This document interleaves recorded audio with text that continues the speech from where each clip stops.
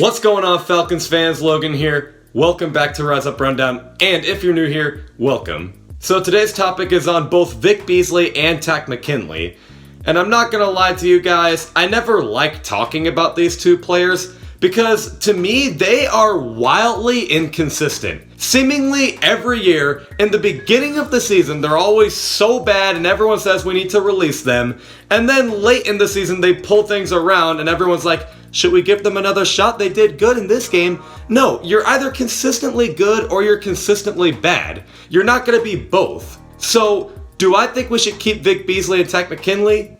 Let's get into that. With that big rant, you guys are probably thinking my thought is that we need to release both Vic Beasley and Takk McKinley, and you would be right. I do think we need to release them, but it's not just because they're inconsistent. I have like a happy ending type deal for them, I guess, towards the end of the video, but let's first go over what all they've done in Atlanta. Starting with Vic Beasley, since he first came into the league before Takk, Vic's rookie year was not good. Whatever, first time playing in the NFL. Second year in 2016, he led the league in sacks. Holy crap, he can do a lot. 2017, he almost disappeared. I just genuinely didn't hear from him. 2018, he wasn't good in the beginning of the year, but he kind of stepped it up towards the end. Okay, Vic, are you going to stay with us or not? And then this year is the same story. He sucked in the beginning and gets on this trade block, actually, and then claims he let down Dan Quinn. And ever since then, especially in the New Orleans game, he looks like he did in 2016. Look, dude, I'm not going to keep a player that continues to just confuse everyone, but Takk McKinley isn't any better. Rookie year, 2017, he sucked. Whatever. First year in the NFL. 2018, he sucked in the beginning, but got better towards the end. This year, he never really looked really good, but he obviously looked bad in the beginning of the year, and then he looked pretty good ever since that Carolina game, I would say. But he's not just inconsistent. Another reason I would release him is because he, for whatever reason, forgot people can see what he tweets.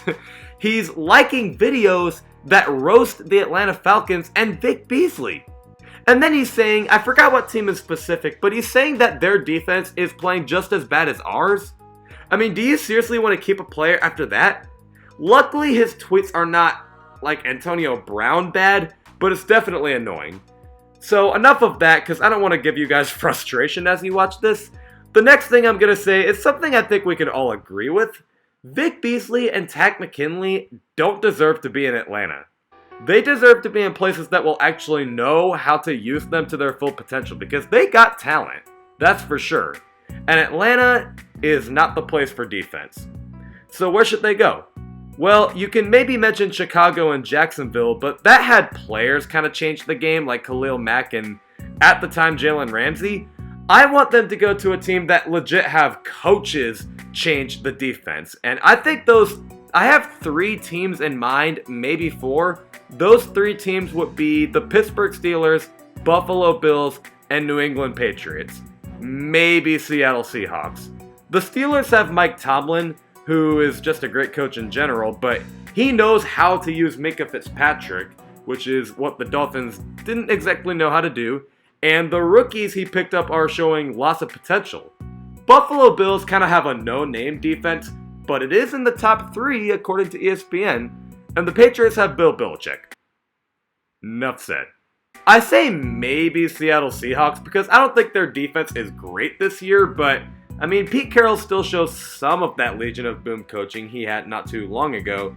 If Takk McKinley and Vic Beasley go to any of those teams, I can definitely see them making a great highlight reel and putting up numbers on the box score, but in Atlanta, unfortunately, I just don't think we'll see them break out.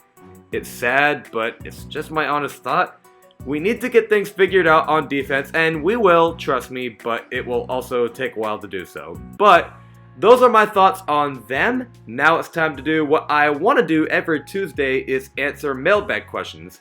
Just a quick, recap of how these work is every Friday on my YouTube community page and my Twitter, @RiseUpRundown, I'll ask for mailbag questions. And you guys reply with a question, and I'll be sure to answer all of them after my video on Tuesday, like I'm doing right now. I hope to get to all of your questions. If I missed any, I apologize.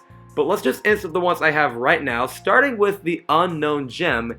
He asked, if necessary, should the NFL let us draft a head coach if they included? I wish. I don't even know if the Falcons are going to release Dan Quinn after this year, to be honest. But if we could draft a head coach, heck yeah, man, I'd be up to do it. Rise Up ATL asks, do you think after the Matt Ryan era is over, we sign a quarterback in free agency or we draft one? That one kind of depends. Like, maybe we draft a quarterback this year and have him sit and learn under Matt Ryan, or maybe we don't. And as soon as Matt Ryan retires or, maybe he's released or something, that's when we definitely go get one. Because, are we seriously going to trust Matt Schaub? And I don't know if he's still on the team, but Matt Sims?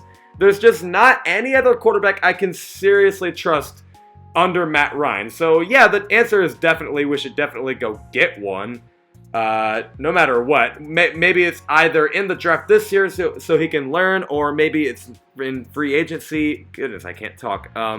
When Matt Ryan is done with the NFL, but we definitely need to go get one. Tyler 10 Jets asks, how long should we keep Matt Ryan? Should we wait till he retires?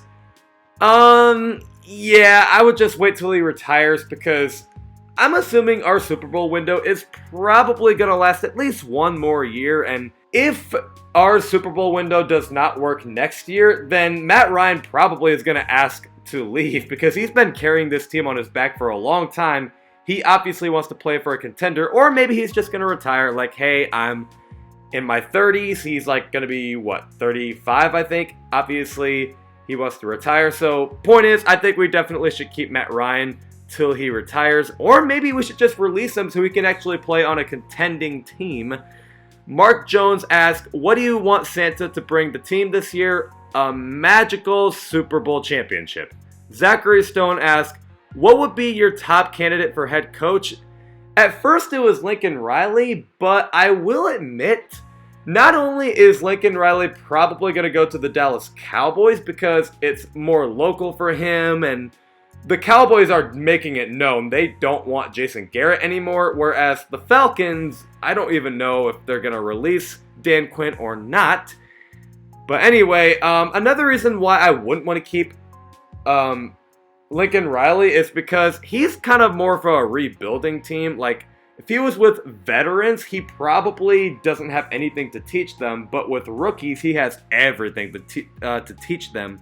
So, maybe not Lincoln Riley anymore. Who would be the other candidate? I don't really know yet, but I guess Jim Harbaugh from Michigan. I don't know if Michigan's going to keep him anymore because of, the lack of, I wouldn't say the lack of success, because they definitely have had winning seasons. And to be fair, they come close to the playoffs every time, but I don't know if Michigan's going to keep him after this year because they kind of keep failing to make the playoffs, so maybe the Falcons should go for Jim Harbaugh.